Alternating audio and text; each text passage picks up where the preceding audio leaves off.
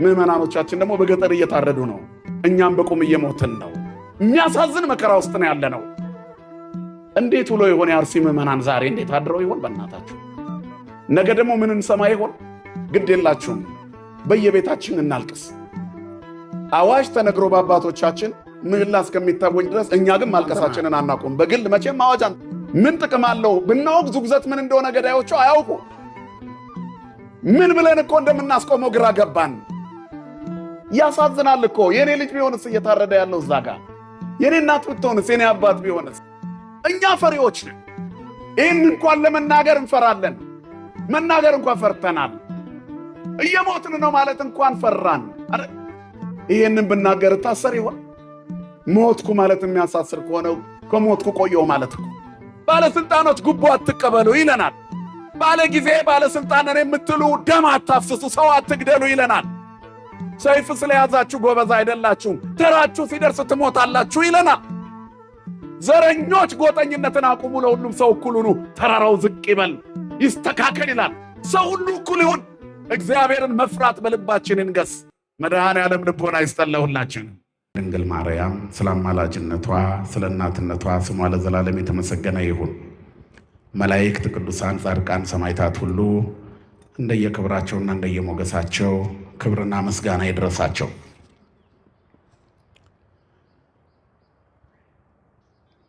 እንኳን አደረሳችሁ። እስቲ እልል በሉ፣ አይዟችሁ። ለምኑ ነው እንኳን አደረሳችሁ የተባለ? ጮክ በሉና መልሱኝ። እና ለጾም እልልታ አይገባውም እንዴ? ለምንባረክበት ሕይወት ለምናገኝበት በረከት ለምንሰበስብበት ንብ አበቦችን ቀስማ ማሩን እንደምትሰጥ እኛም ከዚህ ምግባርን፣ አርምሞን፣ ትዕግስትን ቀስመን ቅድስናን፣ የዋሃትን፣ ፍቅርን ለሌሎች የፍቅርን ማር የምናፈስበት ጾማችን ነው። እንኳን አደረሳችሁ። ከእግዚአብሔር ጋር የምንታረቅበት፣ ሙሉ ሰው የምንሆንበት፣ መንፈሳዊ ቁመናችን የሚስተካከልበት፣ በተለይም በዚህ በበዓለ ሃምሳ የተሰነካከለ ሕይወታችን መስመር የሚይዝበት ወቅት ነው ወርሃ ጾም። ስለዚህ እንኳን አደረሳችሁ፣ እንኳን አደረሳችሁ። ይሄ ሳምንት እንደ እግዚአብሔር ፈቃድ ሰሙነ ጰራቅሊጦስ ይባላል።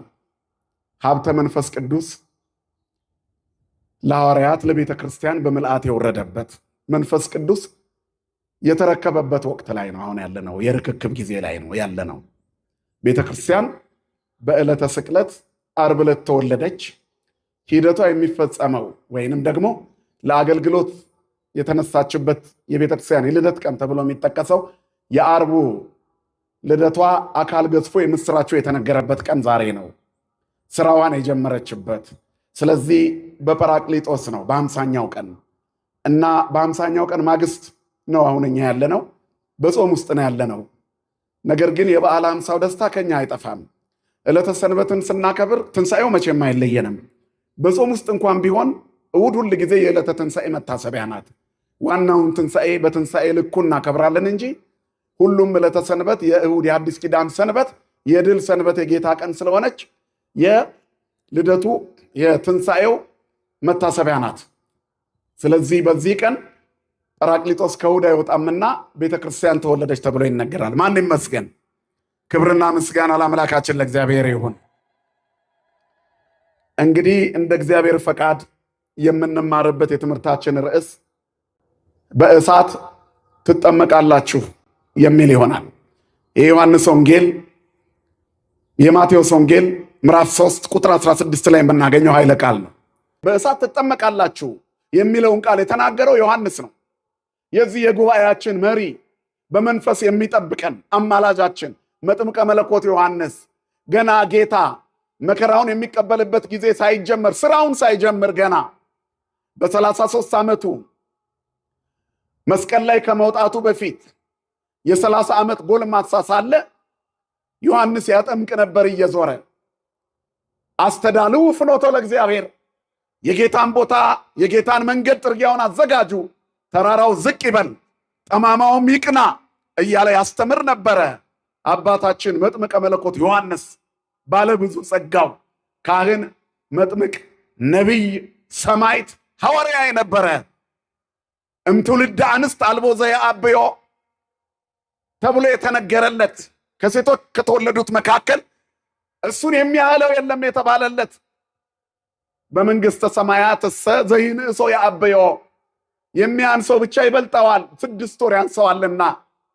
6 ወር ቢያንሰውም ግን ገና በማይፀን ሳለ በእናቱ ማይፀን ሳለ ለጌታ የአምልኮ ስግደት ድምጿን ላሰማች ለእናቱ ለድንግል ማርያም የጸጋ ስግደት ሰግዶ ድንግል እንደምታማልድ ከሷ የሚወለደው ዓለምን እንደሚያድን የ6 ወር ጽንስ ሆኖ የመሰከረ ሐዋርያ። ክብርና ምስጋና ለአምላካችን ለእግዚአብሔር ይሁን። እግዚአብሔር ሲመርጥ በማይፀን ያናግራል። እግዚአብሔር ሲፈቅድ እንቅስቃሴያችን የሚጀምረው በማይፀን ነው። ውሃ የነበረ ፍጥረት አካል ገዝፎ በእግዚአብሔር ፈቃድ ቅርጽ ሲሰራ ፍላጎቱን ማሳየት ይጀምራል። እግዚአብሔር የሰራው ሰው በማይፀን ሳለ ሰርቻለሁ፣ በእናቱ ሆድ ሳለ ቀብቻለሁ ይሌለ። ስለዚህ ነቢያትን ከማይፀን ጀምሮ እነ ኤርምያስን የቀባ እግዚአብሔር መጥምቁ ዮሐንስንም አስቀድሞ ለዚህ ተልእኮ አዘጋጅቶት ነበርና ገና በእናቱ ማይፀን ሳለ የእመቤታችንን የሰላምታ ድምፅ ሲሰማ አንፈራጸ በውስተ ከርሳ ይላል። በማይፀኗ እያለ በደስታ ዘለለ። ብፁዕ ቅዱስ አቡነ ሽኖዳ በረከታቸው ይደርብን። ምን ይሉ ነበረ? የፅንሱ መዝለል 2 ነገሮች ይደንቀኛል። አንደኛ ፅንሱ በደስታ መዝለሉ ይገርመኛል። የ6 ወር ፅንስ ገብቶት በደስታ መዝለሉ ይገርመኛል። ሁለተኛ ፅንሱ የዘለለው በደስታ መሆኑ ደግሞ እናቱ መረዳቷ በጣም ይገርመኛል።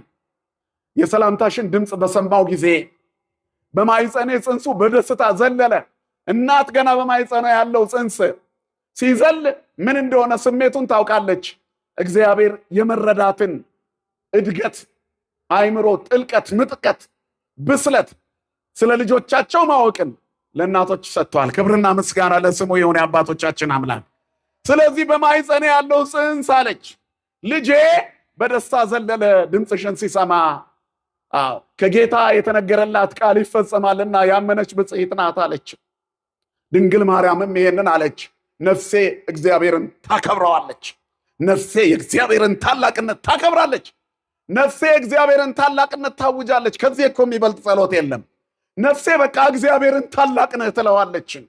የመጨረሻ ጥጋችን ይሄ ነው። ነፍስ ነሰት እሴፎ ለእግዚአብሔር ነው። እስመ ረዳኢነ ወምስካኢነ ውእቱ ለዓለም፣ ለዘላለም መጠጊያ ኃይላችን እግዚአብሔር ነው። ስለዚህ እግዚአብሔርን የተደገፈች ነፍስ አትፈራም፣ አትወድቅም፣ አትጠፋም፣ አትሰነካከልም። እና ነፍሳችን የእግዚአብሔርን ታላቅነት ያውጅ ዘንድ ጸልያ ልታስተምረን ነፍሴ እግዚአብሔርን ከፍ ከፍ ታደርገዋለች አለች። ስሟ ለዘላለም የተመሰገነ ይሁን የአምላካችን እናት። ለቅኖች ምስጋና ይገባልና እግዚአብሔር ለመረጣቸው ምስጋና ስናቀርብ ከምንም በላይ ለእመቤታችን የምንሰጠው ምስጋና ልዩ ነው። ያስተበጽሑኒ ኩሉ ትውልድ ብላለችና። ወደ ተነሳንበት ነጥብ ስንመለስ መጥምቀ መለኮት ዮሐንስ በእናቱ ማኅፀን እያለ የድንግልን አማላጅነት የመሰከረ ነው። በቃ መማር አያስፈልግም። 40 ዓመት መማር አያስፈልግም። 20 ዓመት 30 ዓመት መማር አያስፈልግም። የእውቀት ጉዳይ የእግዚአብሔር ስጦታ ነው። ብዙ ዓመት ተምረ ወረቀት ልሰበስብ ትችላለህ። ንጹሕ እውቀት የሚሰበሰበው ግን ከእግዚአብሔር ዘንድ ነው። ሰዎች ማስተዋል ከእግዚአብሔር ዘንድ ካልተሰጣቸው ቢማሩ ጥቅም የለውም። ስለ ትምህርት እንደ አይሁድ ሊቅ ማን አለ? በዓለም ላይ አሉ የሚባሉ ምሁራን ዓለም በታሪክ ደረጃ ያስቀመጣቸው ሰዎች ኒውክለር ነው ያመረቱልን፣ መጥፊያችንን የሰሩልን። ክርስቶስ ግን በልበ ሐዋርያት በነ መጥምቁ ዮሐንስ ልብ የሰራልን አዲሲቷን ቤተክርስቲያን ነው። ክብርና ምስጋና ለስሙ ይሁን።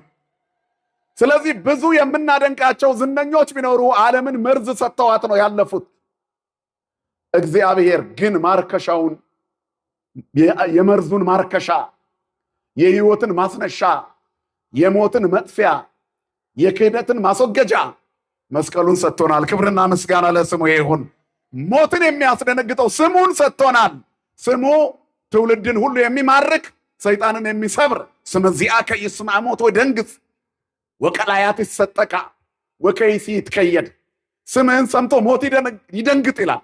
ቀላያት ይሰንጠቁ፣ አለማመን ይራቅ፣ ወንጀለኛ ይቸገር፣ ቅናት ጥቅም ያግኝ። መርዝ ያላቸው የፍጥረት ወገኖች ይበተኑ።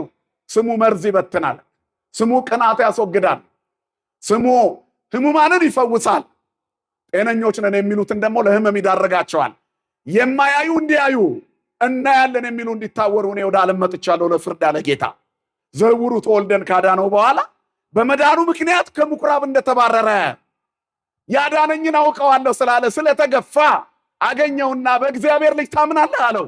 እንዳምነው ማን ነው ሲለው ምራቁን እንትፍ ብሎ ጭቃ የቀባህ አይን ላይ አይን ስሎ ግንባር ላይ አይን የሰጠህ ከለማኝነት ወደ ሰጪነት ከተመጽዋችነት ወደ መጽዋችነት የለወጠ ከተመሪነት ወደ መሪነት ከፍ ያደረገ ጅራት የነበርከውን ራስ ያደረገ ከፍ ከፍ ያደረገ በሰገነት ላይ ያቆመ ታሪክ እንድትሆን ያደረገ እርሱ አሁን ከፊት የቆመው እሱ የእግዚአብሔር ልጅ ነው አለው። ክብርና ምስጋና ለስሙ ይሁን።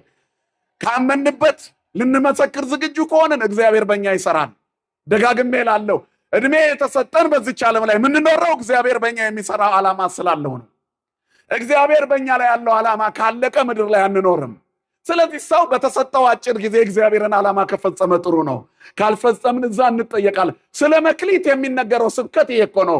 በተሰጠ እድሜ ውስጥ ምን ሰራ፣ በተሰጠሽ ምን ሰራሽ ነው። ነፍስ ትጠየቃለች። ሞት እንደሆነ አይቀር ብንፈራው ብንሸሸው ምን ብንንከባከበው ስጋችን መጨረሻ ላይ መፍረሱ አይቀርም። እግዚአብሔር መጨረሻችንን ያበጅልን። ስለዚህ እግዚአብሔር ነው ትልቁ ዳኛ፣ ፍትሃዊ ዳኛ። መጨረሻ ላይ ይጠይቀናል ስለተሰጠን ነገር ምን ማድረግ እንዳለብን። ከኛ የሚጠይቀው እግዚአብሔር ብዙ ነው። ከኛ የሚፈልገው ብዙ ነው። ለዚህ ነው ያለነው። ከኛ በላይ ለኛ የሚያስብ አምላክ ነው። ስለዚህ ስሙ ሞት ያስደነግጣል፣ ቀላያት ይሰነጥቃል። የከበረውን ስም በእያንዳንዳችን ልብ ውስጥ ነው የሳለው። ዓለም መርዝ ሰርታለች፣ እግዚአብሔር ማርከሻውን። ዓለም ሞት ደግሳልናለች፣ እግዚአብሔር ሕይወት። በሁሉም ተመልከቱ። በናይን ከተማ የምትኖር ሴት ልጇ ሞቶባት ነበር። አንድ ልጇን ሞት ቀምቶባት ነበር። ዓለም የሚሰጠን ይሄንን ነው። ነገር ግን ጌታ ሲመጣ ሁሉም ነገር ባዶ ሆነ። ምርኮን መሰብሰብ የሚችል አምላክ ነው ያለን። የተነጠቅነውን ይመልስልናል፣ እጥፍ ድርብ አድርጎ ይሰጠናል። ስለዚህ እሱ ቃሬዛውን ነካ፣ የተሸከሙት ቆሙ። ልጁን ተነሳለው። እናት አላመነችም። ልትቀብረው የምትወስደው ልጇ እጁን ትከሻዋ ላይ ጭኖ አቅፏት በደስታ ተመለሱ። እግዚአብሔር ሲገኝ ታሪክ ይቀየራል። የስቃይ ፋይላችንን የሚቀይር እግዚአብሔር ነው። የትላንት ማንነታችንን የሚለውጥ እግዚአብሔር ነው። ዘውሩ ተወልደ ይህን ሲሰማ አምናለሁ ብሎ ሰገደለት። ከዚያ ጌታ ምን አለው? የማያዩ እንዲያዩ፣ የሚታዩ የሚያዩ ደግሞ እንዳያዩ። አይሁድ እኛ አናይም አሉት። አዎ ምክንያቱም እናይም ብትሉ ታዩ ነበረ። እናያለን ስለምትሉ ሳታዩ ከነውርነታችሁ ትኖራላችሁ። ምን ማለት ነው? ጻድቅ ነኝ እያለ ከነ ኃጢአቱ ከሚኖር ሰውነት እግዚአብሔር ይሰውረን። የብዙዎቻችን ድካም ይሄ ነው። ያልተገባ ቦታ ላይ ተቀምጦ አጎቱ ቄስ እንደሆኑ የሚተርክላችሁ ሰው አታጡም። በጣም ፍሪ የሆነ ሰው አያቴ ጀግና ነበሩ ብሎ ሊያወራላችሁ ይችላል። ምን ጥቅም አለው የአያቱ ጀግንነት? እንደው በጣም መንፈሳዊ አባት ነበሩ፣ እኔ የቄስ ዘር ነኝ ይላል። ስትለካው እሱ መናፍቅ ነው። ማንም በታሪክ አይጸድቅም። ክርስትና ርስት ጉልት አይደለም። የአባቶቻችን ልጆች ነን የምንለው የአባቶቻችን ልጆች መሆናችንን በስራ ስንገልጥ ነው። አብርሃም አባት አለን እያሉ ሲመጻደቁ እግዚአብሔር ምን አለ? ከእነዚህ ድንጋዮች ለአብርሃም ልጆችን እግዚአብሔር ያስነሳል። ከድንጋይ አትሻሉም የአብርሃምን ስራ ካልሰራችሁ። የአብርሃም ልጆች ብትሆኑ ኖሮ የአብርሃምን ስራ በሰራችሁ ነበረ። ልቦና ይስጠን መድኃኔዓለም ለሁላችን። ስለዚህ ከአብርሃም በፊት አለው እያላቸው እነሱ ግን አባታችን አብርሃም ነው አሉ። ግድ የለም እኔን እንኳ ባትቀበሉ እስቲ የአብርሃምን ስራ ስሩ። የአብርሃምን ስራ ስትሰሩ እኔን እንድትቀበሉ አይምሯችሁ ይከፈታል። ከድንዛዜ ህይወት እግዚአብሔር ይሰውረን። ስለዚህ ክርስትና የተሰራልን መንገድ የምንኖርበት አይደለም። እንድንኖርበት የተነገረንን ብናየው ግን ጥሩ ነው። አሁን እንደምንኖረው ቀላል አይደለም ክርስትና። ፈርተን እንደሸሸነውም ከባድ አይደለም። ውስጡ ስንገባበት እግዚአብሔር መንገዱን ያስተካክልልናል። መድኃኔዓለም መንገዱን ያቅናልን። ይሄ ያልገባው ዓለም እግዚአብሔር ሊጎበኘው ሲመጣ የመጀመሪያው መንገድ ጠራጊ አሁን ርዕስ ያደረግነው ዮሐንስ ነበረ። የቦታችን ታላቅ ሰው ስሙ እዚህ የሰመረለት የዚህ ቦታ ታላቅ ነብይ፣ በተለይም የቦሌ ደብረ ሳሌም መድኃኔዓለም ፈዋሽ ጸበል ያለው መጥምቀ መለኮት ዮሐንስ አማላጅነቱ በሁላችን ላይ ይደረብን። ስለዚህ ምን አለ? ከኔ በኋላ የሚመጣው እሱ ከኔ በፊት የነበረ ነው አለ። በቃ ሁሉንም ነገር ለእግዚአብሔር እንደመስጠት ያለ ነገር የለም። ሰባኪው የስብከቱ ሞገስ ክርስቶስ መሆኑን ካላመነ ሲቆም ተራ ዲስኩር ይሆንበታል። ካህኑ የክህነቱ ግርማ ሹመት የሰጠው እግዚአብሔር መሆኑን ካላመነ እጁ ቆራጣ ይሆንበታል። አሳልሞ ሰይጣን አያስለቅቅም። አጥምቆ በሽታን አያድንም። ክርስቶስን ራስ ካላደረገ፣ የቤተ ክርስቲያኒቱን ቀኖና ካልጠበቀ፣ ለራሱ ክብር ካልሰጠ፣ በሚሞት ስጋው ላይ ኃጢአት እንዳይነግስ ካልጣረ፣ በሃይማኖት ካልተመላለሰ ጥቅም የለውም። ምዕመኑ 90 ጊዜ ነጭ ልብስ ቢለብስ፣ ዋጋው ውድ የሆነ የጥበብ ቀሚስ ብታሰፋ፣ ምዕመኒቱ እግዚአብሔርን በትክክለኛ ማንነቱ ካላወቀችው ዲኮሬሽን ብቻ ይሆናል። ነጠላ ብቻ የሚያሳይ ክርስትና ከመያዝ መድኃኔዓለም ይጠብቀን ሁላችንን። ስለዚህ ክርስትና የሚጣፍጠው ሲናገሩ ሳይሆን ሲኖሩት ነው። በእግዚአብሔር ፊትም ብዙ መናገራችን አይደለም፣ ስራችን ነው የሚታየው። ስለ ዕውቀት አይሁድን የሚያክል ሊቅ ማንም የለም። ነገር ግን እግዚአብሔር ሲሰራ ደስተኞች አይደሉም። በሚሰራው አምላካቸው ቀኑ። የዚህ ዓለም ሰዎች እግዚአብሔርን ይጋፋሉ። ዓለም በስጋው በጣም ስግብግብ ሲሆን እግዚአብሔርን ይጋፋል። በዚህ ምክንያት ነው እኮ ጭንቅ የበዛባት ዓለም ላይ የምንኖረው። እንድንኖረው መስመራችን መስተካከል አለበት። ተራራው ዝቅ ማለት አለበት። ትዕቢተኞች ትሑታን መሆን አለባቸው። ጠማማው ይቅና፣ ክፉዎችና ሸፍጠኞች ቅኖች መሆን አለባቸው። ተንኮለኞች ሴራቸውን መተው አለባቸው። በባልንጀሮቻቸው መዳን አይኖቻቸው ደም የሚለብስ ምቀኝነትን መተው አለባቸው። ጠማማው ይቅና። ጠማማ ሰውነት አለ። ወንድምህ ሲያገኝ ይከፋሃል። ጎረቤትህ ሲያልፍላት ቅር ይልሻል። ይሄ ጠማማ ሰብዕና ነው። መድኃኔዓለም ያስተካክልልን። ጠማማው ይቅና እያለ መጣ። ተራራው ዝቅ ይበል። ከኔ በላይ ማን አለ ብለው ድሃ ንቀው ፍርድ አጓድለው የሚኖሩ ሰዎች አሉ። እንደ ጠዋት ጤዛ ለሚወድቅ ስልጣን ድሃ እየበደሉ ፍርድ እያዛቡ የሚኖሩ ስንት አሉ። ስንቱ እያውለበለበ እንደ ባንዲራ እየተሰቀለ ጠዋት ማታ ወረደ። ስንቱን አየነው በእኛ ዕድሜ እንኳን። ትዕቢተኞች በዚች ዓለም ላይ አይቆዩም፣ እንደ ጠዋት ጤዛ ይረግፋሉ። ኢትቅና ላይ ለኩያን አለ ዳዊት። በክፉዎች ላይ አትቅና፣ ወኢትቅና ላይ ለገበርተ አመፃ፣ በአመፀኞች ላይ አትቅና። እስመ ከመሳይ ፍጡነ ይየብሱ፣ እንደ ሳር ለምልሞ ፈጥነው ይደርቃሉ።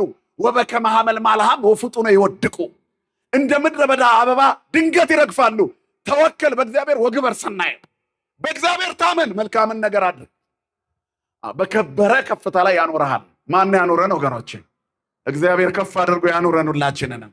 ስለዚህ ክፉን ዓለም የምንከተል አትሆኑ ነው። ነገ እንደ ሸንኮራ መጣ ነው የምትተፋው። ዓለም እስከ መጨረሻ ያከበረችው ሰው የለም። ስለዚህ በዚህ ዓለም ላይ ከፍታ የለም። ተራራው ዝቅ ይበል እያለ መጣ። ማነህ አንተ ብለው ጠየቁት። ለጠየቁት ጥያቄ ሲመልስ ነው እኔ በውሃ አጠምቃቸዋለሁ ለንስሐ፣ እኔ ልልቅ፣ እኔ ላንስ፣ እሱ ሊልቅ የሚገባ ይመጣል፣ እኔ መንገድ ጠራጊ ነኝ። ኢሳይያስ እንዳለ አንሰ ቃለ አዋዲ ዘይሰብክ በከዳ ወይብል ጽሁአ ፍኖቶ ለእግዚአብሔር፣ እኔ በምድረ በዳ የሚጮህ ሰው ድምፅ ነኝ። ኢሳይያስ በትንቢቱ እንደተናገረ እነሆ መንገድህን የሚጠርግ መልእክተኛዬን በፊትህ እልካለሁ ብሏል ኢሳይያስ። እሱም በክርስቶስ ፊት መጥቶ መንገድ እየጠረገ ለእግዚአብሔር ሰዎችን የሚያስተካክል የሰባኪነት ተልእኮ፣ የአገልጋይነት ተልእኮ፣ አገልግሎት ማለት ሰዎችን ለእግዚአብሔር ማዘጋጀት ነው። የዘመኑ አገልጋዮች ሰዎችን ለራሳችን ነው የምናዘጋጀው፣ ለኑሯችን፣ ለጓዳችን፣ ለልብሳችን፣ ለተጥቁርሳችን። በዚህ ምክንያት ልጆቻችን ገንዘብ የሌላቸው ድሆች ከሆኑ ጊዜ አንሰጣቸውም፣ አናዳምጣቸውም፣ ምንም የሌለውን አንሰማውም። ስለዚህ እኛ በገንዘብ የምንገዛ ሰዎች ሆነናል። እግዚአብሔር ከዚህ ይሰውረን። ዮሐንስ ያስተምረናል። ለሁለት ጌቶች መገዛት አይገባም ይለናል። ገንዘባችሁ የምታገኙት ደሞዝ ይበቃችኋል ይለናል። ሀብታም ከድሃ አትለዩ ይለናል። ባለስልጣኖች ጉቦ አትቀበሉ ይለናል። ባለ ጊዜ ባለስልጣንን የምትሉ ደም አታፍስሱ፣ ሰው አትግደሉ ይለናል። ሰይፍ ስለያዛችሁ ጎበዝ አይደላችሁም፣ ተራችሁ ሲደርስ ትሞታላችሁ ይለናል። ዘረኞች ጎጠኝነትን አቁሙ፣ ለሁሉም ሰው እኩል ሁኑ፣ ተራራው ዝቅ ይበል ይስተካከል ይላል። ሰው ሁሉ እኩል ይሁን። እግዚአብሔርን መፍራት በልባችን ይንገስ። መድኃኔዓለም ልቦና ይስጠን ለሁላችን። ስለዚህ ለእግዚአብሔር መንገዱን አዘጋጁ ይላል። ማነህ አንተ አሉት። እኔማ በውሃ ላጠምቅ የመጣሁ በትንቢት እንደተነገረልኝ የጌታን መንገድ ጥርጊያ ላቀና ነው። ከኔ በኋላ የሚመጣ ከኔ በፊት የነበረ ነው። ወውእቱ ያጠምቀክሙ በመንፈስ ቅዱስ ወእሳት፣ እሱ በእሳትና በመንፈስ ያጠምቃችኋል። ይቺ ናት ትልቋ መልእክት። በመንፈስ ቅዱስ ወበእሳት ወውእቱ ያጠምቀክሙ በመንፈስ ቅዱስ ወበእሳት አለ። አንሰ ቃለ አዋዲ ዘይሰብክ በገዳም እኔ በውሃ አጠምቃለሁ። አንሰ አጠምቀክሙ በማይ እኔ በውሃ አጠምቃለሁ፣ እርሱ ግን በእሳት ያጠምቃቸዋል። በምን ያጠምቃቸዋል? በእሳት። አዲስ ኪዳን በእሳት ጥምቀት የተመሰረተች ናት ነው መልእክቱ። ትልቁ መልእክት ቤተ ክርስቲያን በእሳት የተጠመቀች ናት። ቤተ ክርስቲያን ማለት እኔና እናንተ ነን። ህዝቡ ቤተ ክርስቲያን ይባላል። ይሄ ጉባኤ ህንፃው ማደሪያው ስጋው ደግሞ የሚፈተትበት ቤተ ክርስቲያን ይባላል። አንዱ ምዕመን አማኙ ብቻውን ምን ይባላል? ንገሩኝ እንጂ ቤተ ክርስቲያን ይባላል። ከሶስቱ አንዱ እንኳ ቢጎድል መኖር አይቻልም። ምዕመናን አንድ ላይ ቢኖሩ መስዋዕት የሚሰዋበት ህንፃ መቅደስ ከሌላቸው ዋጋ የላቸው። በዚህ ምክንያት ነው ዛሬ ምዕመኑም ይታረዳል፣ መቅደሱም ይቃጠላል። ክርስትና ግን በእሳት አይጠፋም። ምክንያቱም እሳት በእሳት አይጠፋም። እግዚአብሔር በየገጠሩ እየታረዱ ላሉ ክርስቲያኖች ዋስ ሞገስ ይሆናቸው። የክርስቲያኖች መታረድና ሞት ከዘመነ ሰማዕታት ጀምሮ ከሐዋርያት ዘመን ጀምሮ ያለ ነው። አንዱ ስለ ሁሉ ሞቷል፣ ሁሉም ስለ እርሱ ይሞታሉ። እኛ የምናለቅሰው ለገዳዮች ነው። እጃቸው የዛለለት ሰይፍ ቀርቶ እጁን ጣት ማንሳት ያቃታቸው ቀን ሞገስ የሚሆናቸው አምላክ የለም። የመድኃኔዓለምን ፍጥረት ያረዱ እጆች የሚቆረጡበት ጊዜ ይመጣል። በእኛ ኃጢአት ምክንያት ግን የገጠሪቷ ቤተክርስቲያን መከራ እያየች ነው። እኛ ከተማ ውስጥ ጾም ሽረን እንበላለን፣ ካህን ለካህን እንነካከሳለን። ምዕመኑም አባቶቹን አያከብርም። ብዙ ጊዜ ተከታይ ያላቸው ሰዎች አባቶቻቸውን የሚሳደቡ ናቸው። ፌስቡኮቻችን ስድብ ላይ ነው ያሉት። ምዕመናኖቻችን ደግሞ በገጠር እየታረዱ ነው። እኛም በቁም እየሞትን ነው። ቤት በኩል ነው እንደው ለመድነው ዜናውን። እረ አባቶቻችንን እግዚአብሔር ያኖረልን። እውነት በገጠር እየታረዱ ያሉ አባቶቻችንን ያኖረልን። መድኃኔዓለም ሞገስ ይሆናቸው። የሚያሳዝን መከራ ውስጥ ነው ያለ ነው። አናለቅስም። ዜና ሆነዋል። በቃ አይተን እንበሳጫለን። እከሌ ምን አለ ስለታረዱት ሰዎች ምን ብናወራ ምን ጥቅም አለው? አሁንማ ፈራን። ምላሳችን የሚያባዛ ሁሉ መሰለን። እንዴት ውሎ ይሆን የአርሲ ምዕመናን ዛሬ እንዴት አድረው ይሆን? በእናታችሁ ነገ ደግሞ ምን እንሰማ ይሆን? እንደው መድኃኔዓለም ይድረስላቸው። በሁሉም ነገር ግን ፍጻሜውን የምናየው ቅድም መምህራችን መምህር አስራት እንደተናገሩት መከራ የክርስቲያኖች የልምድ ህይወታቸው ነው። ልምድ መቅሰሚያቸው ነው። ለክርስቲያኖች የእግዚአብሔር ለመሆናቸው በየቀኑ ይለማመዱታል። እስመ በእንቲአሁ ይቀትሉነ ኩሎ አሜረ ወኮነ ከመ አባግ ዘይጠቡ። እንደሚታረዱ በጎች ሆነናል። እንደዚህ እኮ አልነበርንም እኛ። ምንም እኮ አንጠይቅም እኮ። የምንሳፈረው መኪና ላይ ሾፌር ጠይቀን እናውቃለን እንዴ? የምንገባበት ታክሲ ውስጥስ ሾፌር ጠይቀን እናውቃለን እንዴ? ወዴት እንደሚሄድ ጠይቀን መሳፈር እኮ ነው። ሁላችንም እንሞታለን፣ ገዳዩም ይሞታል። መቼ ነው ግን ወደ ነበርንበት ታሪክ የምንመለሰው? እግዚአብሔር ሀገራችንን ወደ ነበረችበት ይመልሳት። የሞቱትን አባቶቻችንን በረከታቸው ይደረብን። በቀን ሬሳ ይከመራል፣ በየቀኑ እንሰማለን። ከዛ ትንሽ ሳምንት እንፎክራለን፣ እናልፋለን። ግድ የላችሁም፣ በየቤታችን እናልቅስ። አዋጅ ተነግሮ በአባቶቻችን ምህላ እስከሚታወጅ ድረስ እኛ ግን ማልቀሳችንን አናቆም። በግል መቼም አዋጅ አንጠብቅም። ማን ነው ይህንን ከሰማ በኋላ ቆሞ አንድ ሰላም ለኪ የሚደግም ከኔና ከእናንተ መሃል? ምን ጥቅም አለው? ብናውቅ ዙግዘት ምን እንደሆነ ገዳዮቹ አያውቁ። ምን ብለን እኮ እንደምናስቆመው ግራ ገባን። ሰውነታችን እኮ እንደ ይሄን ዜና በመስማት እኮ በሰቀቀን አለቀ። ያሳዝናል እኮ። የኔ ልጅ ቢሆንስ እየታረደ ያለው እዛ ጋር፣ የኔ እናት ብትሆንስ፣ የኔ አባት ቢሆንስ? በዚህ ደረጃ አስቡት። እግዚአብሔር ሞትን ከኢትዮጵያ ክርስቲያኖች ላይ ያንሳላቸው። ለነሱ ሰማዕትነት ነው፣ ለኛ ግን በየቀኑ ይቆረጣጥመናል። ህመም ነው፣ ህመም። ይሄ የቤተ ክርስቲያኒቷ ገጽታ ነው። በቃ አምናችሁ ተቀበሉ። ግን በዚህ ዘመን እግዚአብሔር እኛ እንድንመለስ ስለፈለገ በአስፈሪ ዜናዎች ተሞልቷል ጆሮአችን። እንድንደነግጥ እግዚአብሔር ኃይል ይስጠን። ስለዚህ አንዱ ስለ ሁሉ ሞቷል፣ ሁሉም ስለ እርሱ ይሞታል። ይህን ደግሞ የፈጠረው በእሳት መጠመቋ ነው። እሳት ነች ቤተ ክርስቲያን። በሃይማኖት ሙቀት የጋለች ናት። መንፈስ ቅዱስ ይላል አባ ጊዮርጊስ ዘጋስጫ፣ በሃይማኖት ሙቀት ቤተ ክርስቲያንን የሚያገላት እሳት ነው። ወደ እሳትነት ስንቀየር የሞት ፍርሃታችን ይወገዳል። አንዳንድ ጊዜ የምንለው ነገር አለ። እኛም እኮ እዛ ብንሆን ኖር ይሄን የሟች ነበርን። እኛ ፈሪ ስለሆንን እዛም ብንሆን አንሞትም፣ ማይተባችንን እንበጥስ ነበር። ፈሪ እንደሆንን አውቆ ከተማ መካከል አርበኛ አረገን መድኃኔዓለም እንደ ድካማችን። ብርቱ ስለሆኑ እነሱን ሰማዕት አደረጋቸው። በረከታቸው በእኛ ላይ ይደርብን። እኛ ፈሪዎች ነን። ይህን እንኳን ለመናገር እንፈራለን። መናገር እንኳን ፈርተናል። እየሞትን ነው ማለት እንኳን ፈራን። ይህንን ብናገር ታሰር ይሆን? ሞትኩ ማለት የሚያሳስር ከሆነ ከሞትኩ ቆየው ማለት እኮ። መድኃኔዓለም ልቦና ይስጠለሁላችን። የሚያስቆሙ ሰዎችንም እግዚአብሔር ያንሳልን።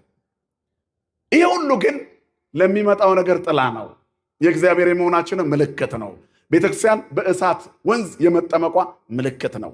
አልጋ በአልጋ በሆነ ኖሮ ዓለም ላይ ልትኖር አልተጠመቀችም። ይህን ነው ያለው ዮሐንስ። ወውእቱ ያጠምቀክሙ በመንፈስ ቅዱስ እሳት።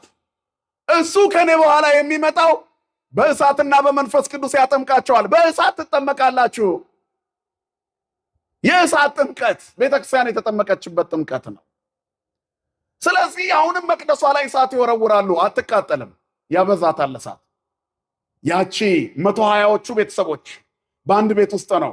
በተለይ 12ቱ ደግሞ 72 ቋንቋ እንዲናገሩ የተፈቀደላቸው ዓመት በህብረት ኢየሩሳሌም አስተምረው የኢየሩሳሌምን ክርስትና ካጸኑ በኋላ ዓለምን በደመና እየዞሩ ሰበኩ።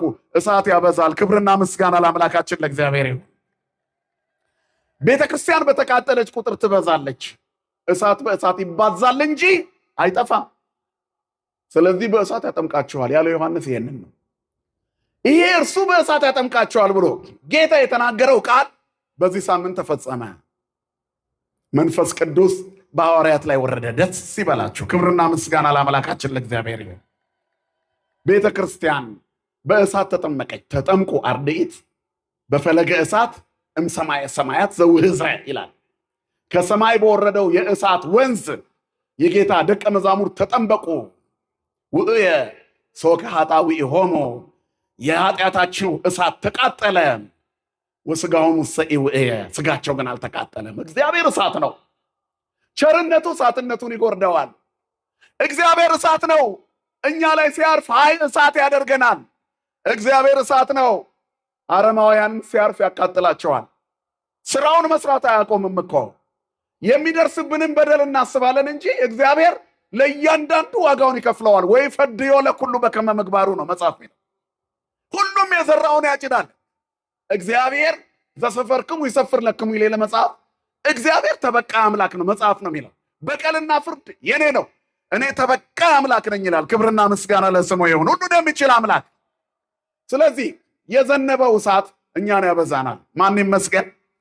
እግዚአብሔር ይመስገን። ዮሐንስ አልተሳሳተም። በእሳት ትጠመቃላችሁ፣ ዓለምን ሁሉ ትሞላላችሁ፣ ከኔ በኋላ ያለው ከኔ በፊት የነበረ ነው አለ። በዚህ ቃል ውስጥ ዮሐንስን ትሕትና አድንቀን በእሳት የተጠመቀችዋ ቤተክርስቲያን መልኳ ምን መሆን እንዳለበት እንናገራለን። ዮሐንስ በጣም ትሁት ነው። ሰው ሁሉ ተከትሎታል። ተከታይ በዛ ብሎ ከክርስቶስ ፊት ካልቆምኩ አላለም። ዝና ያሰከራቸው ሰዎች ብዙ ናቸው። ከዚህ መቅደስ የወጡ ማይክ ስለያዙ ናላቸው ዞሮ ሰው ስላጨበጨበና እልል ስላለላቸው ብቻ ራሳቸውን ከፍታ ላይ አስቀምጠው ድንገት የተፈጠፈጡ ሰዎች አሉ። እግዚአብሔር እንደተለያቸው ሳያስቡ ኃጢአታቸው ትዕቢታቸው የጣላቸው ተራራው ዝቅ ይበል። ከምዕመናንም አሉ ዘርና ጎጣቸውን እየቆጠሩ ክርስቶስ የጠፋባቸው። ስለዚህ እግዚአብሔር እንዲታየን ተራራው ዝቅ ይበል፣ ትሕትና ያስፈልጋል። እሱ ስለ ትሕትና ሲያስተምር ቆይቶ ሲጠየቅ አንተ ኤልያስ ነህ ወይ ኤርምያስ ነህ ወይ እያሉ ጠይቀውታል። ኢኮንኩ አይደለሁም፣ እኔ አንድ የምድረ በዳ ጨዋይ ነኝ አለ። ከበረሃ የመጣ ጨዋይ ሰው ታውቃላችሁ፣ እንደዛ ነኝ አለ። እንዴት አይነት ትሕትና ነው! አባ መቃርስ የሚባሉ ጻድቅ አባት በነበሩበት በዓታቸው አንድ ወጣኒ መነኩሴ በጣም ደጅ ሲጠና ያዩታል። በጸሎቱ መካከል አጋንንት በሰው ተመስለው ይመጡና አባ እዚህ ምን ታደርጋለህ ብሎ ይጠይቃቸዋል። እጸድቅ ብዬ ክርስቶስን አገኝ ብዬ ተመልሰው ሄዱ። በሁለተኛውም መጡ። አባ እዚህ ምን ታደርጋለህ ብለው ጠየቋቸው። እጸድቅ ብዬ ክርስቶስን አገኝ ብዬ እያለ ሲመልስ አባ መቃሪ በራእይ አይተውታል። አንድም ጠርተው ጠየቁት ይላል። ሰይጣን እንደ ሰው መጥቶ አሉት እዚህ ምን ታደርጋለህ ብሎ ቢጠይቅህ መልስህ ምንድነው አሉት። እኔ እኮ ተጠይቄ መልሻለሁ። ምን ብለህ? እጸድቅ ብዬ ክርስቶስን አገኘ። ዝም በል። ክርስቶስን የምታገኝ አንተ ብቻ አይደለህም። በገበያ ያለችው ነጋዴ በአግባቡ ለህዝቡ ከሸጠች፣ በከተማ ያለችው ምዕመን በአግባቡ ከተሳለመች፣ ደጅ የሚጠናው ምዕመን ስጋው ደሙ ከተቀበለ፣ ጽድቅን ከሰራ ሰው ባለበት ቦታ ይጸድቃል። እኛ የመነነው ዓለሙን ስላልቻልነው ነው። ዓለሙ ላይ ያለው በደንብ ከታገለ ከኛ ይበልጣል ማለት ነው። ሽሽት ነው የወጣ ነው። አመሌ ቢከፋ በላቸው ሲጠይቁ ሰዎች፣ ግብሬ ከሰው አልስማማ ቢል፣ ከዚያም ጋር እየተናከስኩ ክፉ ብሆን ይሄ ስለኔ አይገባኝም ከሰው ጋር መኖር ብዬ ወጣው በል እንጂ ልጸድቅ መነንኩ አይባልም። ይሄ ትዕቢት ነው። ከዚያ በኋላ ደነገጠ። በአቱን ዘግቶ ሲጸልይ ተሰብስበው መጡ። ይዘውት ሊሄዱ ልቡን አሳውረውታልና በከንቱ ውዳሴ ጸድቀሃል ሊሉት መጡ። አባ እዚህ ምን ታደርጋለህ አሉት። ያበደው ውሻ ያንንም ሲናከስ መርዙን እዛም ላይ ሲተፋ ያም እየወረወረ ያባረረዋልና ግብሬ ክፉ ኃጢአቴ የበዛ የከረፋው ስለሆንኩኝ ከሰው ተለይቼ እንዳበደ ሰው ብቻዬን እዚህ ነኝ አለ። እቺ የአባ መቃሪ ምክር ናት ብለው እልም ብለው ጠፉ፣ አልመጡም ይላል። ክብርና ምስጋና ለአምላካችን ይሁን። ሰይጣን ከልቦናችን ላይ ያለውን ጽድቅ የሚያነሳበት መንገድ ትዕቢት ነው። በመዋዕለ ሥጋዌ ጌታችን ኢየሱስ ክርስቶስ 5 እንጀራና 2 ዓሣ አበርክቶ 5 ገበያ ሕዝብ ስላጠገበ ሕዝቡ ተስማማና ከደቀ መዛሙርቱ ጋር አንድ ላይ ሆነው ሊያነግሱት ፈለጉ። ሳምንት ጠቅሰነዋል ይህን ታሪክ። ወደ ማዶ እንዲሻገሩ ግድ አላቸውና እሱ ተራራ ላይ ብቻውን ወጣ። ከንቱ ውዳሴ ጽድቃችንን ይቀማብናል። 3 ቀን አስቀድሰን እኮ አንተ የእግዚአብሔር ሰው ነህ፣ ቤተ ክርስቲያን ደጅ እየጠና ነው፣ እንደ ጻድቅ ማብራራት እንጀምራለን። ገዳም ሄደው ገዳም ላይ ያለ የብርድ መከላከያ ሹራብ፣ ኮፍያ ስለገዙ ብቻ የመነኮሱ የሚመስላቸው ሰዎች አሉ። ግሸን ስንሄድ መቋሚያ ስለገዙ፣ ትልቅ መቁጠሪያ እዛው ገዳም ላይ አግኝተው ስለገዙ፣ ከዛም በኋላ ደግሞ የሆነ ሹራብ ስላደረጉ፣ ቢጫ ወይባ ስለጫኑ በቃ የመነኑ ይመስላቸዋልና እዛ አካባቢ ስርዓት እናስተምር ይላሉ። የወንድና የሴት በር መግቢያውን አይለዩትም እኮ። ድንገት ደርሶ ጻድቅ ይሆናል። አስቀድመ ሰኞን አትሁን የሚለው ቃል ይሄ እኮ ነው። ድንገት ጻድቅ ከመሆን መድኃኔዓለም ይሰውረን። ከኔ በላይ ማን አለ አትበሉ፣ ተራራው ዝቅ ይበል። ምዕመናን የሚያጸድቀን ትህትና ነው። ሁሉን አውቃለሁ የሚል ሰው ምንም ሳያውቅ ይቀራል። ሁሉን ይዛለሁ የሚል ሰው ባዶ እጁን ይቀራል። የቆጡን አውርድ ብላ ምንድን ነው የሚባለው? የብብት ወርቅ። እኛ አሁን ሰባኪም ነን፣ መነኩሴም ነን፣ ጳጳስም ነን፣ ፓትርያርክም ሆነናል። እረ አልፈን እነ ቅዱስ ጊዮርጊስን ሳንሆን አንቀርም። ክርስቶስን የሚከልል ቁመና ኪሳራ ነው። ስለዚህ ዘይመጽም ድኅሬ ሳሎም ቅድሜ፣ ከኔ በፊት ከኔ በኋላ የሚመጣ ከኔ በፊት የነበረ ነው። እግዚአብሔር ሁልጊዜ በእኛ ቤት ታላቅ ነው። እግዚአብሔር ሁልጊዜ በእኔ ህይወት መሪ ነው በይ። እግዚአብሔር ሁልጊዜ በስራዬ ፊት አውራሪ ነው። ሁል ጊዜ እሱ ነው የሚመራኝ፣ የሚያሰልፈኝ እሱ ነው። ሰልፌን የሚመራው እሱ ነው። መንገዴን የሚያቀናው እሱ ነው። እጣይን የሚያጠናው እርሱ ነው። መግባት መውጣቴን የሚጠብቀው እርሱ ነው። ማን ነው የሚጠብቀን ወገኖች? ማን ነው የሚያሳድገን? የሚያኖረን ማን ነው? ገብተን በሰላም እንድንተኛ የሚያደርገን ማን ነው? የማይተኛው የማያንቀላፋው እግዚአብሔር ጠባቂያችን፣ እረኛችን። ክብርና ምስጋና ለስሙ ይሁን። ይርኤየኒ ወአልቦ ዘይሃጣኒ አለ። ይጠብቀኛል የሚያሳጣኝ የለም ጠባቂዬን አለ ዳዊት። ሌላ ቦታም ዘይሃድር በረድኤተ ልዑል ወይነብር ውስተ ጽላሎቱ ለአምላከ ሰማይ ብሏል። በልዑል መጠጊያ የሚኖር ሁሉም በሚችል አምላክ ጥላ ስር ያድራል። ዝቅ ጴጥሮስም በጊዜው ከፍ እንዲያደርጋችሁ ከኃይለኛው ከእግዚአብሔር እጅ በታች ራሳችሁን አዋርዱ፣ እርሱ ስለ እናንተ ያስባል፣ ስለ አንቺ ያስባል። ድህነትሽ፣ ማጣትሽ፣ መገፋትሽ፣ ዘመድ አልባ መሆንሽ አይታየውም። ከሱ በላይ ዘመድ የለማ። የማይረሳ ዘመድ፣ አስታዋሽ ዘመድ። አንተን ብቻ አይደለም እኮ የሚያውቅህ፣ የራስህን ፀጉር ያውቃል። ክብርና ምስጋና ለስሙ ይሁን። አያውቀኝም እንድትል ሰይጣን ያወራል። ሰይጣን አያውቅህም ሲልህ ኧረ ተው ፀጉሬን ያውቃል በለው ለሰይጣን። ተው፣ እግዚአብሔር የፀጉሬን ቁጥር ያውቃል። እኔ ማላውቀውን ያውቃል ስለኔ። ከኔ በላይ ስለኔ ማን ያውቃል ወገኖች? እግዚአብሔር ያውቃል። ኃጢአተኝነትህን ያውቃል። ድካምሽን ያውቃል። ወንጀለኛ መሆኔን ያውቃል። ፖሊስ የማያስረኝ መረጃ እስከሚያገኝብኝ ብቻ ነው። ካገኘብኝ አይምረኝም። እግዚአብሔር ግን የመረጃ እጥረት የለበትም። ስለኔ ሁሉን ያውቃል፣ አሳልፎ ግን አይሰጠኝም። ክብርና ምስጋና ለስሙ ይሁን። ሁሉን ያውቃል እግዚአብሔር። ስለዚህ ማን ከፍ ይበል? እኛ ቤት እግዚአብሔር ከፍ ይበል። ከኔ በኋላ የሚመጣው ከኔ በፊት የነበረ ነው። በስራዬ መሪ እግዚአብሔር ነው፣ በሁሉ እግዚአብሔር ነው አለ። ከዚያ በኋላ ክርስቶስ መሰከረለት። ታስሮ እያለ ክርስቶስ ዮሐንስ የሰበከውን ስለሰበከ አንተ የምትናገረውን የመሰከርክለት እየተናገረ ነው። ዮሐንስ ምን አለ? የሚመጣው አንተ ነህ ጌታ ሆይ ወይስ ሌላ እንጠብቃለን ብሎ ላከበት። ሂዱና ያያችሁትን ንገሩ። እውራን ያያሉ፣ ለምጻሞች ይነጻሉ፣ አንካሶች ይሄዳሉ፣ በቃሬዛ የመጣ ይቆማል፣ ሙታን ይነሳሉ። በእኔ የማይሰናከል ብፁዕ ነው ብሎ ላከለት። ከዛም በኋላ ምን አለ? ሙሽራይቱ ያለችው እርሱ ሙሽራ ነው። ዘቦቱ መራት መራዊ ውእቱ።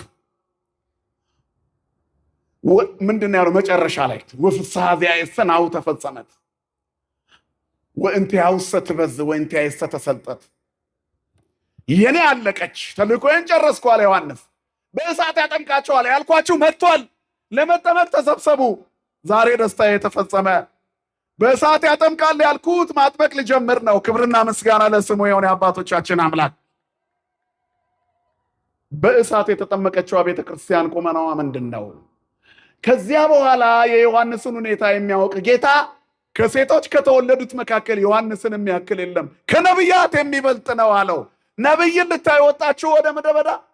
ምን ልታዩ ወጣችሁ? ንፋስ የሚያውዘውዘውን ሸምበቆ ወይስ ነቢይን? አሁን እላቸዋለሁ ከነቢይ የሚበልጠውን እውነት እውነት እላቸዋለሁ ከሴቶች ከተወለዱት መካከል ዮሐንስን የሚያክል ማንም የለም አለ። ዮሐንስን የሚያክል ማንም የለም።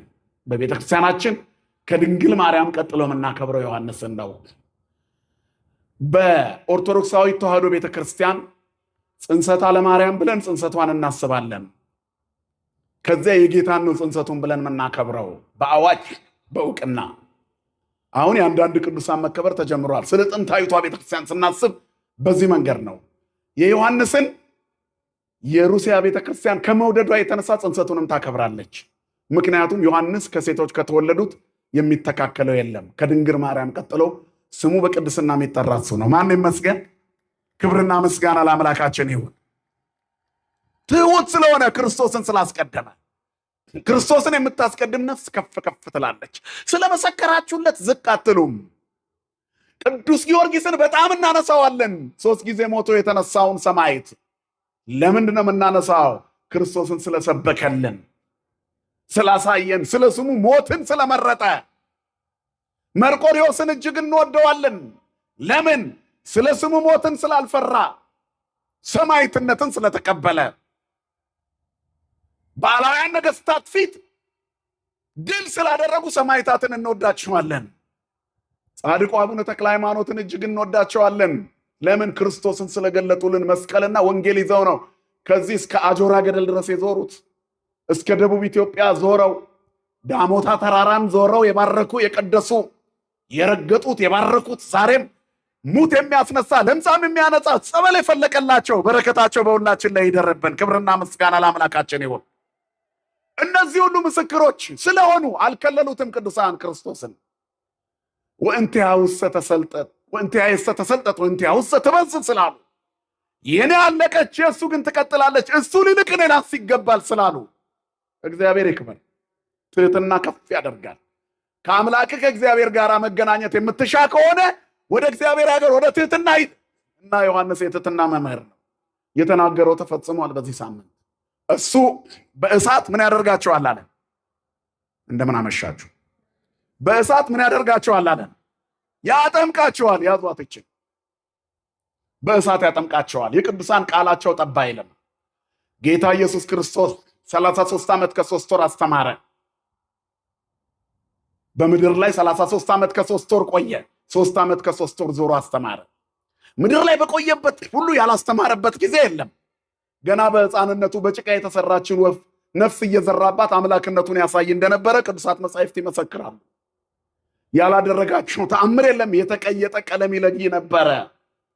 ስጋና ደም የማይችሉትን ተአምራት በሕፃንነቱ ያደርግ ነበር። ትኩረት የሚስቡ ከባድ ከባድ ነገሮች ሰርቷል። ተአምር ኢየሱስ ላይ መምህራን እስኪደነቁበት ድረስ። ከዚህ ሁሉ በኋላ ግን የጸራቢው የዮሴፍ ልጅ እየተባለ አደገ። የኛ ሰውነት ጉጠት የበዛበት ሰውነታችንን በቅድስናው ሊጠርብልን የመጣ ቁመናችንን ሊያስተካክል ሰውነታችንን እንድትለመልም የተገለጠ ጌታ የዮሴፍ ልጅ ተብሎ ተጠራ። ናዝራዊው መድኃኒት ከድንግል የተወለደው በሰማይ ያለ እናት ከአብ የተወለደ ለቀዳማዊነቱ ጥንት ለዳህራዊነቱ ፍጻሜ የሌለው ያልነበረበት ጊዜ የሌለ የማይኖርበት ጊዜ የማይኖር ከአባቱ ስለተወለደ በአባቱ የማይቀደም በኋለኛው ዘመን እኛን ሰው ሊያደርገን ከድንግል ተወለደ። ክብርና ምስጋና ለስሙ ይሁን። ከዚያ አደገ። 3 ዓመት ከ3 ወር በምድር ላይ አስተማረ። ዮሐንስ ከመሰከረለት በኋላ ወደ መስቀል ላይ ወጣ። የኛን ኃጢአት ሁሉ ከፍ አድርጎ በመከራው አሳየ። ሰው ሊሆን የሚገባውን ነገር ሁሉ ክርስቶስ ሆነና ሰው ሊሞት የሚገባውን ሞት ክርስቶስ ለሰው ሞተ። የሞት ካሳችን በእርሱ ተከፈለ። ዕዳ የለብንም፣ ነፃ ወጣን። በነፃነት እንድንኖር ክርስቶስ ነፃነት አወጣን አለ ቅዱስ ጳውሎስ። አሁን ዕዳ የለባችሁም፣ ባሮች አይደላችሁም፣ በሁለት እግራችሁ ቁሙ አለ። ክብርና ምስጋና ለአምላካችን ይሁን። ጸንታችሁ ቁሙ። ዳግመኛ በባርነት ቀንበር አትያዙ። አትያዝ ወንድሜ፣ በባርነት ቀንበር ስንት ነገር ይዞናል። የዘረኝነት ቀንበር አንቆ ይዞናል። ጎጠኝነት፣ ደም አፍሳሽነት፣ ጭካኔ ቤተክርስቲያንን ለመከራ እየዳረጋት ያለ ይሄ ነው። የሰዎች ጭካኔ። በክርስቶስ አርነት ያልወጣ ትውልድ ሰይፍ ይዞ ማረዱን አላቆመም። አስቡት። እግዚአብሔር ግን ዓለሙን ሁሉ አድኖታል። መዳኑን ካልተቀበለ አርነት አልወጣም ማለት ነው። የተሰጠውን ነፃነት አልተጠቀመበትም። ጸንታችሁ ቁሙ፣ ዳግመኛ ባሪያ እንዳትሆኑ። ተመልሶ ባሪያ የሆነ ሰው አልወጣም ማለት ነው። እግዚአብሔር ለሁሉም ከፍሏል። እምቢ ያሉ ሰዎች ግን አሁንም ሞት ውስጥ ነው ያሉት፣ ሲኦል ውስጥ፣ የሲኦል ሕይወት ውስጥ፣ የገዳይነት ሕይወት ውስጥ። ብእሴ ደም ወጎህላዊ አስቆርር እግዚአብሔር ደም አፍሳሹንና አመፀኛውን ጨካኙን እግዚአብሔር ይጠላዋል አይደለም፣ ይጸየፈዋል። መድኃኔዓለም አይጸየፈን ወገኖች። በዚህ ጊዜ ስለሚታረዱት ክርስቲያኖች ግድ ሳይለው የሚነገረው ነገር ለምን ተሰማ ብሎ የሚጨነቅ ሰው ብዙ አለ። ይሄ ዜና ለምን ወጣ ብለው የሚጨነቁ ሰዎች አሉ። እግዚአብሔር ልቦና ይስጠን ለሁላችን። ሰማዕትነት እንዴት ያለ ክብር ነው ባካችሁ! ገዳይነትስ እንዴት ያለ ጭካኔ ነው! ወይ ፈድዮ ለኩሉ በከመ ምግባሩ ለሁሉ ይከፍላል። እናንተ ግን ነፃ ወጣችኋል ተባልን። በሞቱ ካሳ ተከፈለልን። ከዛ በኋላ ሞት ሆይ መውጊያ የት አለ? ሲኦል ሆይ ድል መንሳት የት አለ? ደግሞ እንድንል ሞትን ድል አድርጎ ተነሳ የኛ ጌታ። ክብርና ምስጋና ለስሙ ይሁን። ሞቶ ከፈለልን። ተነስቶ ደግሞ ከዚህ በኋላ አትሞቱም ማለት አልሞትም ኢይመውት ዘእንበለ ኀዩ ዳዊት አለ። አልሞትም በሕይወት እኖራለሁ እንጂ የእግዚአብሔርንም ስራ እናገራለሁ አለ። አልሞትም በሉ እስኪ ሁላችሁ፣ አልሞትም በሉ። በሕይወት እኖራለሁ እንጂ የእግዚአብሔርንም ስራ እናገራለሁ። መድኃኔዓለም አፍ ይሆነን ለሁላችን። አሁን የአዲስ ኪዳኗ ቤተክርስቲያን መልክ ይህንን ይመስላል። በክርስቶስ ትንሣኤ ታውጆላታል። በእሳት ትጠመቃላችሁ ብሎናል ዮሐንስ። ይህን ቃል አትርሱ። ከዚህ በኋላ የእኛ ጌታ መድኃኔዓለም 40 ቀን ለደቀ መዛሙርቱ 7ቱን ኪዳናት አስተማራቸው። በእያንዳንዳቸው ልቦና ውስጥ አዲሲቷን ቤተክርስቲያን ተከለ።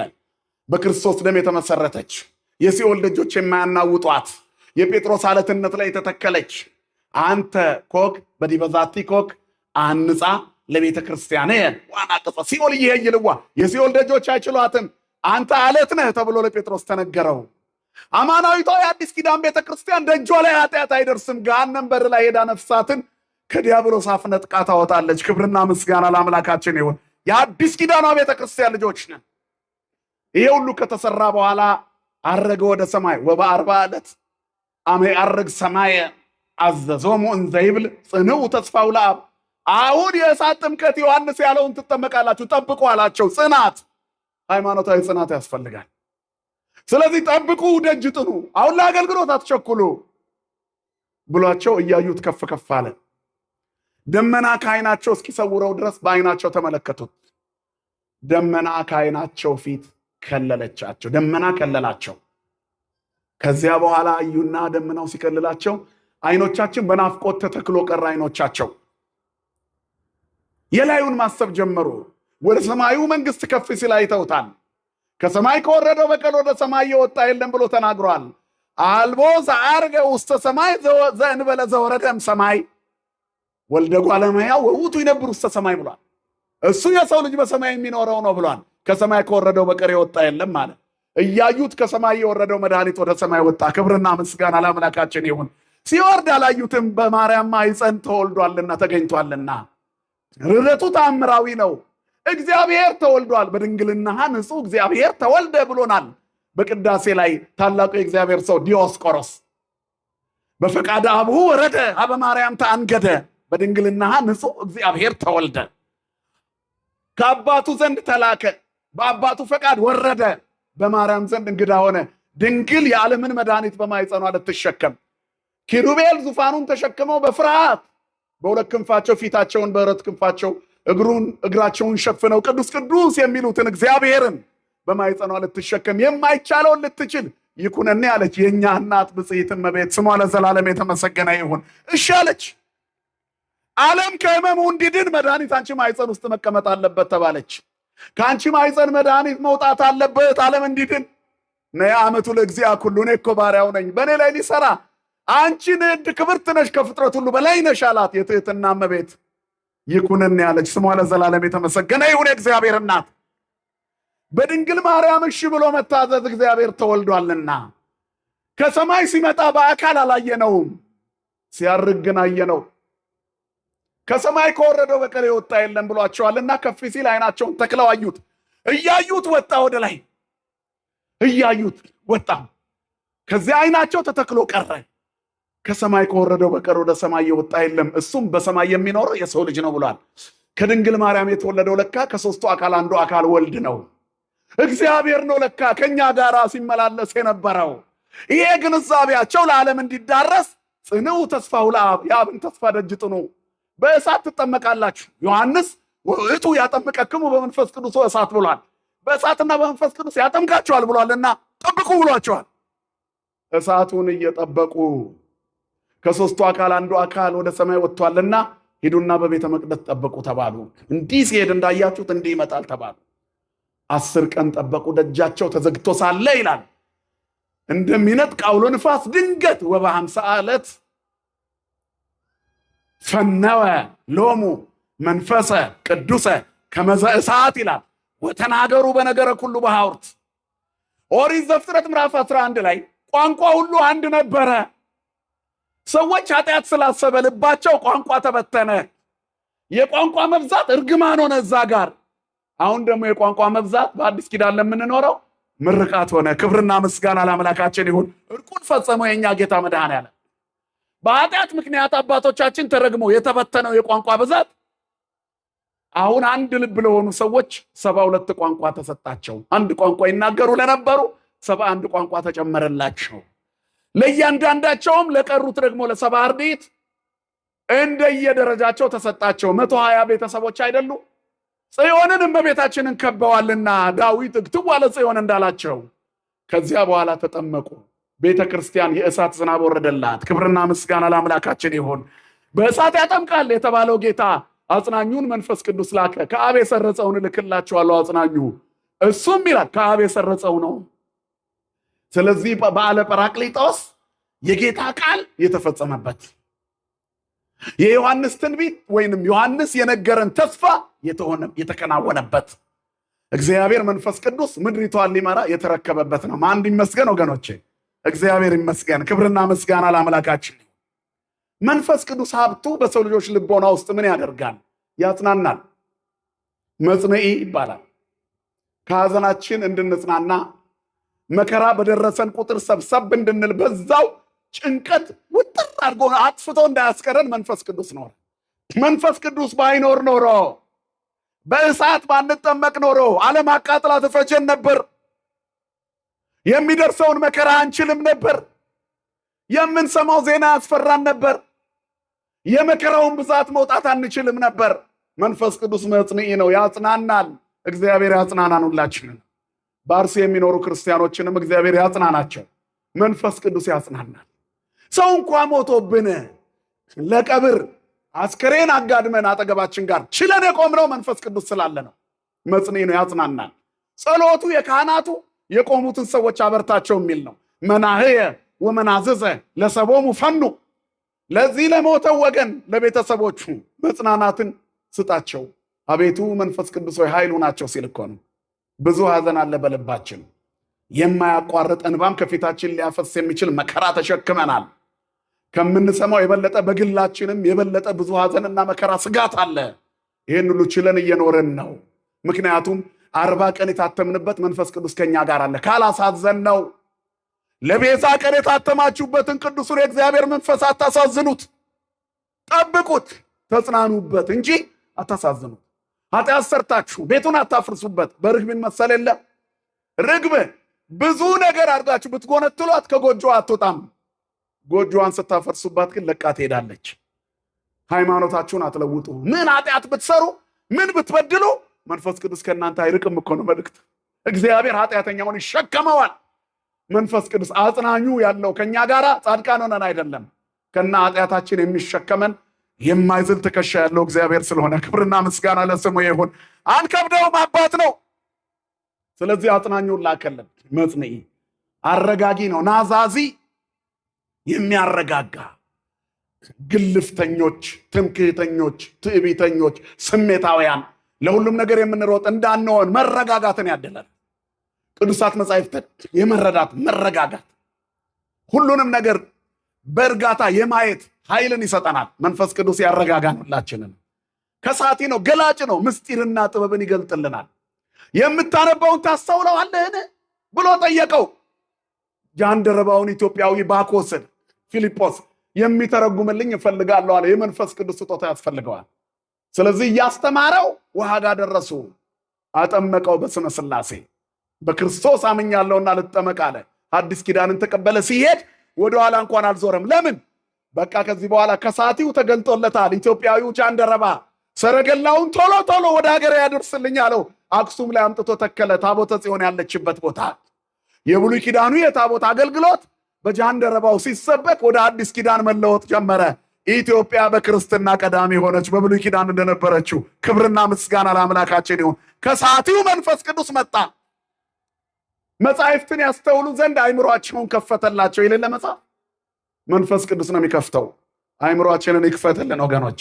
መንጽሔ ነው የሚያነጻ። ውእየ ሶከ ኃጣውኢሆሙ ይላል። የኃጢአታቸው እሾህ የተቃጠለ ሲጠመቁ ልጅነት ፍጹም የእግዚአብሔር ልጅ የሚያደርገው የኃጢአት ስርየትን ይሰጣል። ስለዚህ ወነአምን በአሐቲ ጥምቀት ለስርየተ ኃጢአት እንለለ የኃጢአት ስርየት በሚገኝባት በአንዲት ጥምቀት እናምናለን። ልጅነት በመንፈስ ቅዱስ ይሰጣል። ለቤዛ ቀን ታትመናል፣ በሜሮን ታትመናል። ያ በእሳት ላንቃ የወረደው የመንፈስ ቅዱስ ሀብት እኛ ስንጠመቅ በሜሮን በቅዱሱ ቅባት ላያችን ላይ ይፈሳል፣ ወደ ላያችን ይወርዳል። ከዛ የእግዚአብሔር ልጆች እንባላለን። ሀብተ ወልድና ስመ ክርስትና ይጸናልናል። የዓለም ስማችን እንዳለ በሌላ ስም እንጠራለን። የሰማይ ስማችን መንፈሳዊ ይሆናል። ያዕቆብ እያልን የምንሰብክለት ያዕቆብ እግዚአብሔርን ካገኘ በኋላ ግን ስሙ እስራኤል ነው። እስራኤል ያዕቆብ እንላለን አይደለ? ስለመቤታችን እንኳን አንቲ ውእቱ ሰዋስወ ወርቅ ቀዲሙ ብለን እስራኤል ያዕቆብ ዘነጸረኪ በህልሙ። ያዕቆብ የዓለም ስሙ፣ እስራኤል ደግሞ የእግዚአብሔር ስሙ። እኛም የልጅነት ስም አለን። ተስፋዬ ገብረ ማርያም። አያችሁ፣ ዓለም ተስፋዬ ብላ ትጠራሃለች፣ አንተ ግን ገብረ ማርያም ነህ። ትልቁ ገነት መግቢያ ገብረ ማርያም ነው። ገብረ ማርያም እኮ ተስፋዬ ገነት ገባ ለመባል ያብቃን ሁላችንንም። እግዚአብሔር በመንፈሳዊ ስማችን ያኖረን።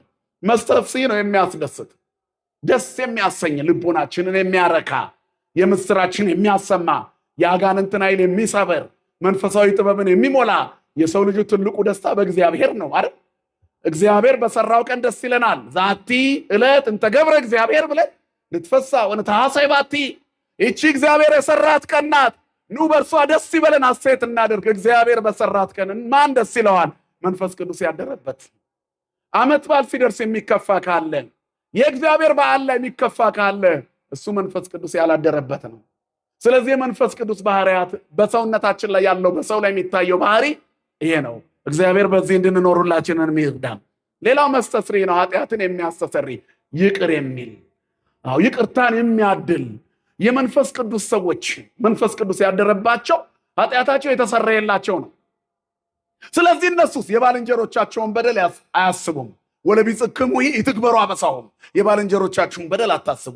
የመንፈስ ቅዱስ ልጆች የይቅርታ ልጆች ናቸው። የፍቅር ልጆች ናቸው። የአንድነት ልጆች ናቸው። የመተሳሰብ ልጆች ናቸው። የሰይጣን ልጆችስ በእሳት ያልተጠመቁት ልጅነት ያላገኙት የቤተክርስቲያን ሽታ የሌላቸው እነሱ የሰይፍ ልጆች ናቸው። የሰይጣን ልጆች ናቸው። የሞት ልጆች ናቸው። የክፋት ልጆች ናቸው። መድኃኔዓለም ከዚህ ሁላችንን የሚሰውረን።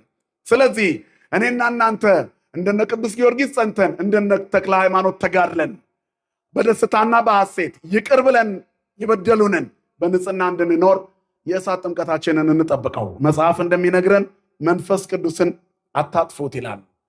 አንደኛ ተሰሎንቄ ምዕራፍ 5 ቁጥር 19 እንደ በዓለ ሃምሳ የሚያበራና የሚነድ እሳት በሰውነታችን መታየት አለበት።